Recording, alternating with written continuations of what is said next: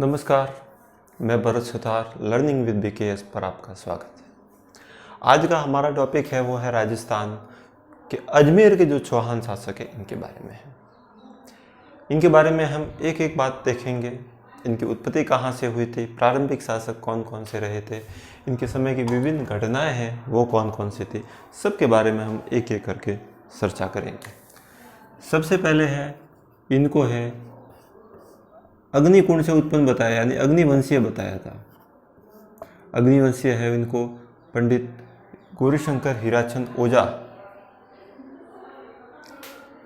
इनको जो अग्निवंशीय है, एक तो अग्निवंशीय किसने बताया था, इनके बारे में हम देखेंगे। अग्निवंशीय पृथ्वीराज रासो में, पृथ्वीराज रासो में मोड़ोन नैन्सी ने और सूर्यमल मिश्र ने इनको अग्निवंशीय बताया था। कहा था कि ये ऋषि वशिष्ठ के द्वारा जो आबू में यज्ञ किया गया था, जिसमें से 4 राजपूत शासकों की उत्पत्ति हुई थी, इसमें से एक चौहानों की भी उत्पत्ति हुई थी। ये मत है वह इसका समर्थन करने वाले हैं पृथ्वीराज रासो में। चंद्रबर्दई ने इसका समर्थन किया था, मोड़ो नैन्सी ने किया था और सूर्यमल मिश्र ने किया था। इनके बाद में है इनको सूर्यवंशी बताया। इनको सूर्यवंशी बताने का जो कार्य है वह पंडित गौरीशंकर हीराचंद ओझा ने किया था, मोड़ोन। इसके अलावा पंडित गौरीशंकर हीराचंद ओझा ने इस मत का समर्थन किया था। इसके अलावा हमीर रासो में इसका समर्थन किया गया था। इसके अलावा है वह सुरजन चरित्र में इसका समर्थन किया गया था। सुरजन चरित्र में इसका समर्थन किया गया था। और इसी प्रकार से है पृथ्वीराज विजय में। पृथ्वीराज विजय जो कि जयानक के द्वारा लिखी गई थी, इसमें इस मत का समर्थन किया गया था कि ये है वह सूर्यवंशी है। अजमेर के जो चौहान है वह मुख्य रूप से सूर्यवंशी है। इस मत का समर्थन सूर्यवंशी के रूप में इन्होंने किया था। अमीर महाकाव्य में भी इसका समर्थन किया गया था। अमीर महाकाव्य तथा सूर्जन चरित्र है वो नयन चंद्र सूर्य के द्वारा लिखित है, पृथ्वीराज विजय जयानक के द्वारा लिखित है, और अमीर रासो है वो सारंगधर के द्वारा लिखित है। इस बात का आपको ध्यान रखना है। इसी प्रकार से है इनको ब्राह्मण कुल का बताया था। काफ़ी मत है और काफ़ी विद्वान है इनको बताते हैं कि तो ब्राह्मण कुल के थे।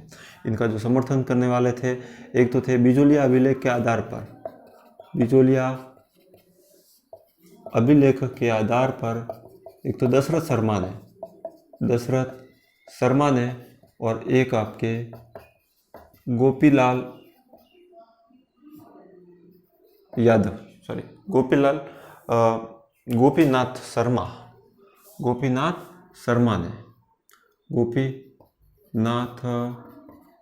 शर्मा ने कहा था कि भाई तो ब्राह्मण कुल के हैं, ऐसा मत इन्होंने दिया था। एक और मत आता है कि ये तो विदेशी संतान है, मतलब उनकी जो उत्पत्ति है बाहर से आई हुई जातीय है, उनसे ये संबंधित है। इस मत का समर्थन है कर्नल जेम्स टॉड ने दिया था, एक है स्मिथ ने और एक है क्रूक ने। इन्होंने कहा था कि जो चौहान है ये तो सीजियन जाति या हूणों की संतान है, इनके बारे में इन्होंने कहा था। एक और मत आता है जिसके बारे में कहा जाता है कि ये तो चंद्रवंशी है, ये मत इन्होंने दिया था हाँसी के अभिलेख के आधार पर। हाँसी के अभिलेख में ये प्रमाण है कि वे चंद्रवंशी है। एक अचलगढ़ मंदिर का जो लेख है इसके आधार पर कहा गया था कि ये तो है चंद्रवंशी है। इस बात का आपको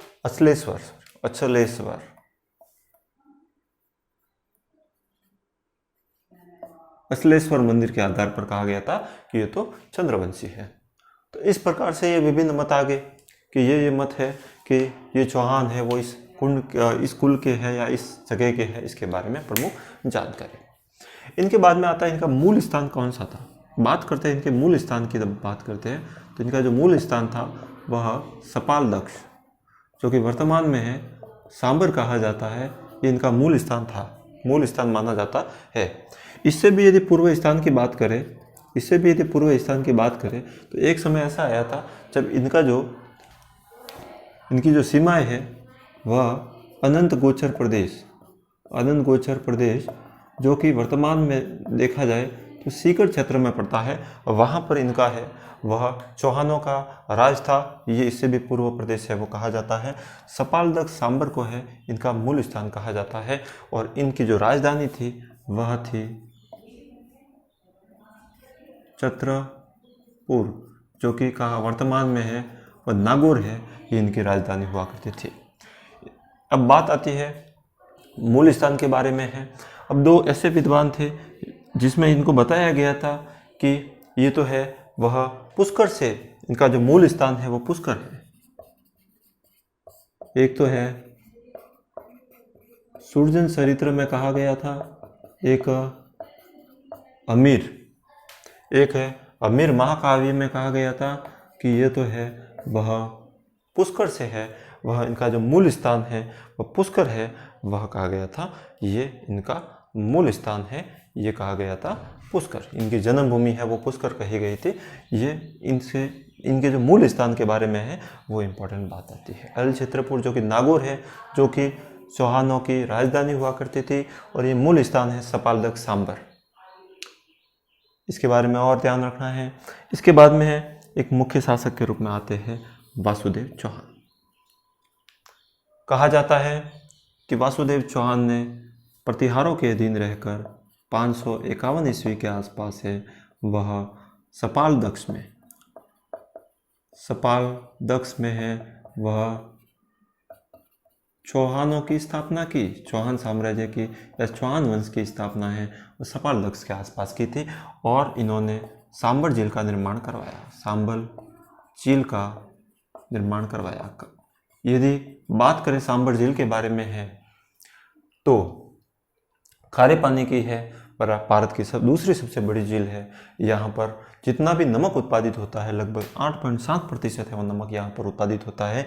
इस बात को ध्यान रखना है। इसका निर्माण है वो वासुदेव चौहान ने करवाया था, जो कि चौहानों के आदि पुरुष कहे जाते हैं। अब ये है असल में इन्होंने स्वतंत्र रूप से इसकी स्थापना नहीं की थी, ये सामंत थे। ये है गुर्जर प्रतिहारों के सामंत थे, गुर्जर प्रतिहारों के अंडर में रहकर उन्होंने इसकी स्थापना की थी। वो वासुदेव चौहान ने सपाल दक्ष में चौहान वंश की स्थापना की थी। इनके बाद में और मुख्य शासक के रूप में यदि देखा जाए, इसके बाद में और मुख्य शासक के रूप में यदि बात की जाए, ये 551 ईस्वी के आसपास है वह लगभग इन्होंने स्थापना की थी। अगले बात अजयपाल, अगले एक शासक बनते हैं जिनका नाम है अजयपाल। अजयपाल जी के बारे में कहा जाता है कि इन्होंने 7वीं शताब्दी में है वह सांबर नगर की स्थापना की, सांबर नगर की स्थापना है वह की थी अजयपाल जी ने है वह सांबर कस्बे की स्थापना की थी। और तारगढ़ दुर्ग के आसपास इन्होंने है वह अजमेरू दुर्ग का निर्माण करवाया। अजमेरू दुर्ग का निर्माण है वो उन्होंने करवाया था तारागढ़ किले के ऊपर, तारागढ़ किले के आसपास है उन्होंने अजमेरू दुर्ग का निर्माण है वो करवाया था। अजयपाल जी के बारे में बात आती है। यदि बात करें अजयपाल जी के बारे में और अजय राज जी के बारे में, ये दोनों शासक है वो अलग अलग कहे जाते हैं। अन्य शासकों के रूप में हम और आगे लेते हैं। अजयपाल जी के बारे में मुख्य शासक, अजयपाल जी के बाद में सबसे मुख्य शासक आते हैं जिनका नाम आता है विग्रहराजी सेकंड।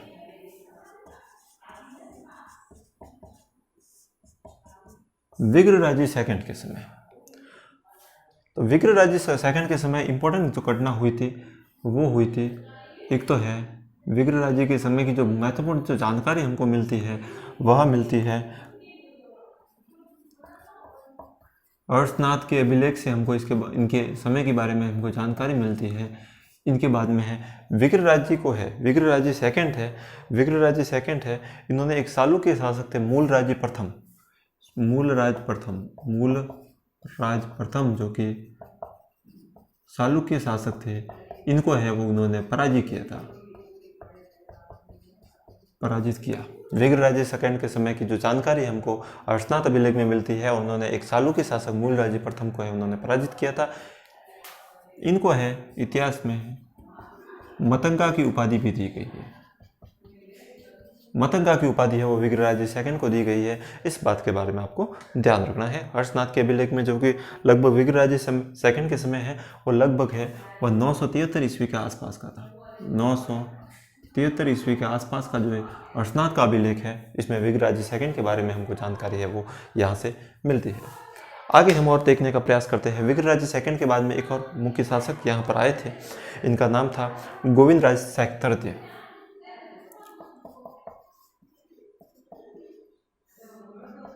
गोविंदराज तृतीय के बारे में है वो इम्पोर्टेंट बात ये आती है कि इन्होंने एक उपाधि धारण की थी जिनका नाम है वेरीकट।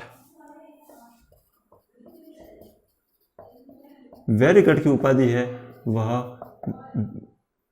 है वो गोविंदराज तृतीय ने धारण की थी। वेरीकट का उपाधि का मतलब होता है शत्रु विनाशक, शत्रु विनाशक। वेरीकट की उपाधि होते हैं जिसका मतलब होता है शत्रु विनाशक होता है। गोविंदराज तृतीय ने यह उपाधि धारण की थी वेरीकट, जिसका अर्थ होता है शत्रु विनाशक। इसके बाद में गोविंदराज तृतीय के बाद में है वो महत्वपूर्ण शासक आते हैं जिनका नाम है, एक बीच में और एक शासक आते हैं जिसके बारे में भी आपको ध्यान रखना है। ये इनके क्रमागत नहीं है, ये बीच में एक शासक आते हैं जिनका नाम है चंदावर, एक शासक थे। इनकी एक रानी थी जिनका नाम था रुद्राणी, या जिसको योगिनी भी कहा जाता है। ये बहुत भक्ति भाव की महिला थी और ये पुष्कर में 1000 दीपों का दान करती थी, 1000 दीपों का दान करती थी। है रुद्राणी है, योगिनी। चंदावर एक शासक थे जिनकी एक रानी थी जिनका नाम था रुद्राणी, योगिनी भी कहा जाता है, और ये बहुत ही भक्ति भाव से संबंधित रखती थी और इन्हें पुष्कर में ये 1000 दीपों का दान करती थी। इस बात का भी आपको ध्यान रखना है। इनके बारे में एक महत्वपूर्ण शासक के बारे में और बात आती है जिनका नाम है गुणक। गुणक है वो पहले शासक थे जिन्होंने चौहानों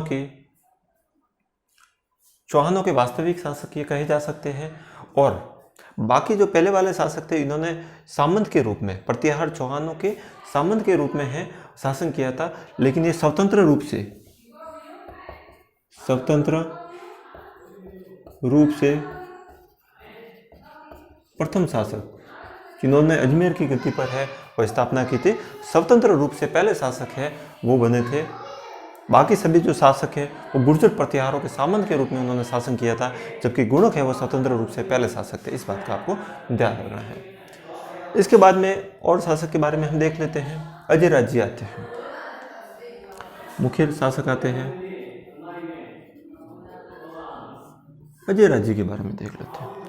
अजय राज्य ने लगभग 1113 ईस्वी के आसपास है वो अजमेर के शासक बने थे, और इन्होंने है वह अजमेर नगर की स्थापना की थी। अजमेर नगर की स्थापना की थी अजय राज्य ने। अजय राज्य के बारे में इंपॉर्टेंट बात यह आती है कि एक तो है इनकी रानी थी जिनका नाम था सोमनलेखा, जिनके नाम से उन्होंने है वह अजयराज द्रुम नामक है वह सिक्के चलाए थे। एक तो है अजयराज द्रुम नाम से उन्होंने सिक्के चलाए थे। अजय राज्य के बारे में ये इंपॉर्टेंट बात आती है। इसके अलावा सोमलवती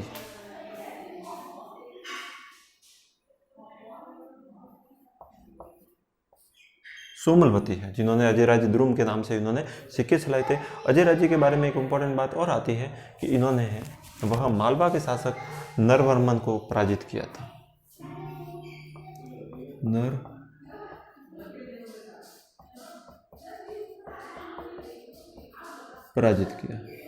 नरवर्मन को पराजित किया था अजय राज्य ने। इसके बारे में अजय राज्य के बारे में एक और इम्पोर्टेंट बात यह आती है कि इन्होंने है नरवर्मन को पराजित किया था। इसके अलावा गोपीलाल यादव ने इनको कहा था कि ये चौहानों के निर्माण काल, इनके जो शासन काल का था, इसको है वह चौहानों का निर्माण काल का है। किसने कहा था? गोपीनाथ शर्मा ने कहा था। गोपीनाथ शर्मा ने कहा था कि चौहानों का, इनका जो अजय राज्य का जो काल है वो चौहानों का निर्माण काल कहा था। इस बात का आपको ध्यान रखना है। ये इंपॉर्टेंट जानकारियां हैं वो आगे अजय राज्य के बारे में है। अजमेर नगर की स्थापना 1113 ईस्वी के आसपास है, वह उन्होंने की थी। इस बात का भी आपको ध्यान रखना है। अजय राज्य के बारे में कहा जाता है कि पृथ्वीराज विजय में है वो कहा गया है कि इन्होंने है, पृथ्वीराज विजय में इनके बारे में कहा गया था कि इन्होंने पृथ्वी को चांदी के सिक्के से भर दिया। इन्होंने है वह पृथ्वी को है वह चांदी के सिक्के से भर दिया था। इस प्रकार से महत्वपूर्ण जानकारियां हैं वो अजय राज्य के बारे में आती है। एक बार वापस से देखने का प्रयास करते हैं। चौहानों की उत्पत्ति अग्निवंशीय या अग्निकुंड से बताई थी, पृथ्वीराज रासों में बताई थी। इस मत का समर्थन है वह इन्होंने किया था, नैण सिंह ने किया था और सूर्यमल मिश्र ने किया था। इनको सूर्यवंशी बताया था पंडित हीरा शंकर गौरीशंकर ओझा ने बताया था। हमीर महाकाव्य में, हमीर रासों में है, सुरजन चरित्र में और पृथ्वीराज विजय में है, इनके बारे में कहा गया। इनको विदुषों की संतान हुणों तथा सिरियत की संतान है वो कहा था जेम्स टॉड ने, स्मिथ ने और क्रूक ने कहा था। चंद्रवंशी है आंसी के अचलेश्वर अभिलेख के आधार पर इनको कहा गया था। इनका मूल स्थान सपालदक सांबर है। अल चित्रपुर नागौर इसकी राजधानी थी। पूर्व स्थान है, प्राचीन स्थान है जो कि अनंत गोचर प्रदेश सीकर था है। पुष्कर में सुरजन चरित्र और हमीर महाकाव्य में कहा गया कि इनका जो मूल या जन्म स्थान है वो पुष्कर है। इनके प्रथम शासक के बारे में बात आती है तो 551 ईस्वी में सपालदक्ष में चौहानों की स्थापना की थी। वासुदेव चौहान ने सांबर झील का निर्माण करवाया था। ये प्रत्याहारों के सामंत के रूप में रहकर इन्होंने चौहान वंश की स्थापना की थी, स्वतंत्र शासक नहीं थे। अजय पाल जी के बारे में बात आती है। 7वीं शताब्दी में उन्होंने सांबर नगर की स्थापना की थी। अजमेर दुर्ग का निर्माण करवाया था तारगढ़ किले के आसपास। इसी प्रकार से विग्रहराज जी सेकंड के बारे में इनको मतंगा भी कहा गया है। इनका जानकारी है वह हर्षनाथ के अभिलेख में मिलती है। मूलराज प्रथम जो कि चालुक्य शासक थे, उन्होंने इनको पराजित किया था। गोविंदराज तृतीय के बारे में बात आती है। इनको पृथ्वीराज विजय में इनको वैरीगढ़ की उपाधि दी गई है, जिसका अर्थ होता है शत्रु विनाशक।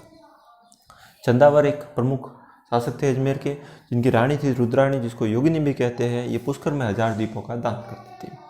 गुणक है यहाँ पर स्वतंत्र रूप से शासित करने वाले पहले शासक।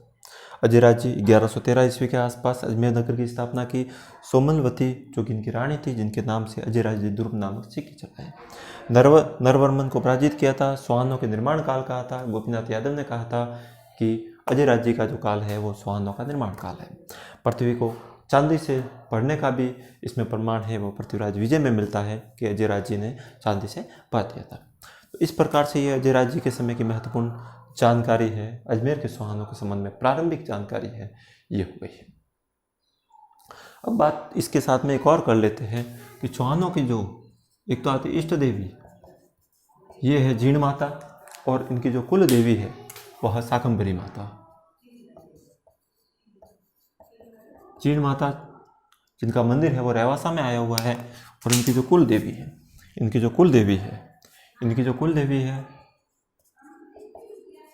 कुल देवी है वो कही जाती है सब